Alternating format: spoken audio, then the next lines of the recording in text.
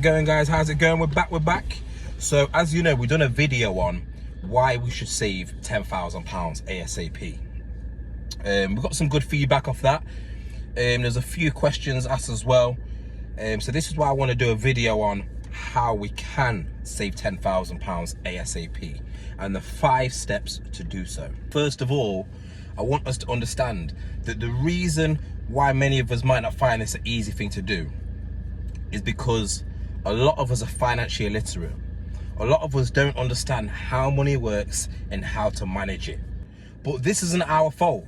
There's a reason why this isn't taught in schools. You got to understand that a lot of us are learning how to manage money and how it works by seeing how our friends spend money, how our parents have spent money in the past, how people are spending money on social media.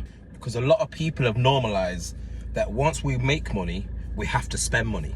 Whether that be on clothes, cars, holidays, the list goes on. Like, okay, that may be a nice thing to do, right? But what good is it if every time we're making this money, we spend it on all these things that I've just listed, going into debt, wondering how we're going to pay next month's rent or next month's mortgage? That's not a nice thing to worry about at all. So step 1, I want us to normalize paying ourselves first. See, the thing is, we pay our house bills, we pay our car bills, we've got these subscriptions, we're getting these overpayments that we've got every single month, but we're not paying ourselves first. What we need to normalize is every time we get our paycheck, we need to be putting away minimum 10% a month of our paycheck. So if you're one getting £1,500 every single month after tax, £150 a month needs to be going into a separate bank account. So what I suggest is, if you haven't got another bank account, maybe make up a savings account, another savings account, and you're going to have it on a standing order every single month. This is automatically going to be coming out of your paycheck every single month on payday. You're going to have 10% going out of your bank. Okay, so if you think £150 every single month for the year, what's that going to work around? It's going to work about £1,800 a year. So already we've nearly got £2,000. That's just coming from our first step on how we can save £10,000 ASAP. Anyway, now let's get into step 2. So step 2. Now we're going to be talking about living below our means, which, to be honest, living below your means is going to have some sort of involvement in every step that I cover today. So living below your means is going to be meaning keeping your expenses lower than your income. So that's going to mean being mindful of your expenses, and that's going to be you making the smart choices to save money instead of overspending. Okay, because living above your means, that's going to be a major factor on why you can't save no money every single month. So this is why it's going to lead into us getting into step 3, which is going to be car payments. So car payments, I'd rather not have the car payments. I'd rather have the peace of mind than having £200 to £500 coming out of your bank every single month for a car.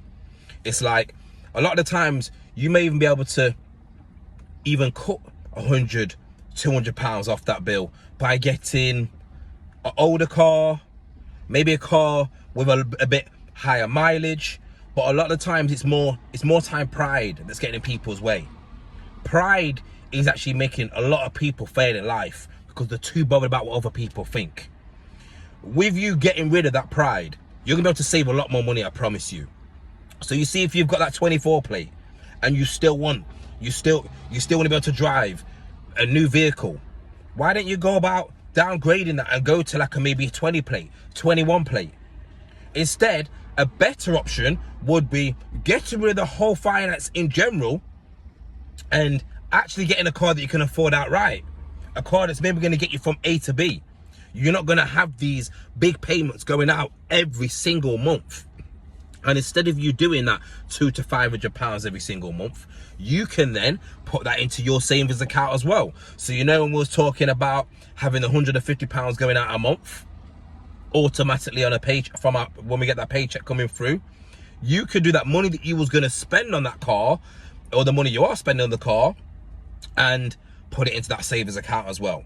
So now you're not only going to be having £150 a month. Now you're going to be talking about £350, £400 a month. You do the maths on that when you times it by 12. We're already nearly halfway to the £10,000 that we want ASAP. Okay, so now step 4, we're going to be talking about food. Okay, because a lot of us think it's normal to be spending £600-700 a month on food, and it's like, well, majority of the people that are doing that, hate to say it, but majority are obese spending that money on that a month. You're in no place to be spending that much money a month on food. Okay, now you need to be looking at spending it realistically, going on a budget and spending maybe £250 to £300 a month on food. Remember, that's talking about yourself. Okay, so if you're spending £65 a week, £75 a week, that is a decent shop. And you can't tell me it isn't, because I do it myself. You know, you may need to change the kind of places that you're shopping as well. You're not going to get a decent shop in a Tesco or maybe an M&S. Very high prices in that shop. This is what I'm talking about, losing our pride. Why don't you go to a Lidl or Aldi?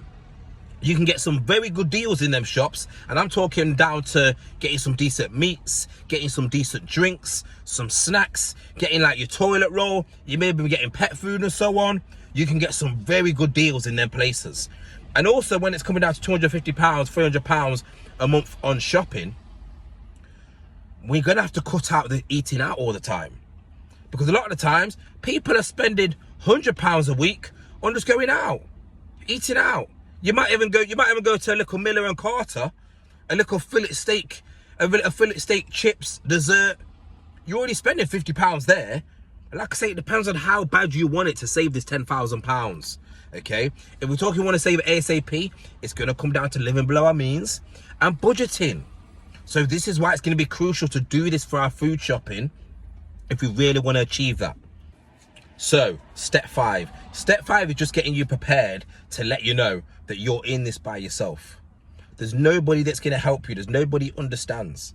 Okay, the thing is, if nobody aligns with your goals, it's for you to make the smart choices and right decisions for, like I say, what's best for you. All right, remember, when it comes to this might even mean locking off temporary fun. So even when it's coming down to you wanting to go out on dates, or you wanted to go socialize with the friends to go do this and that, like I say, if this is going to be cutting into your budget, then these are the kind of things that you're going to lock off.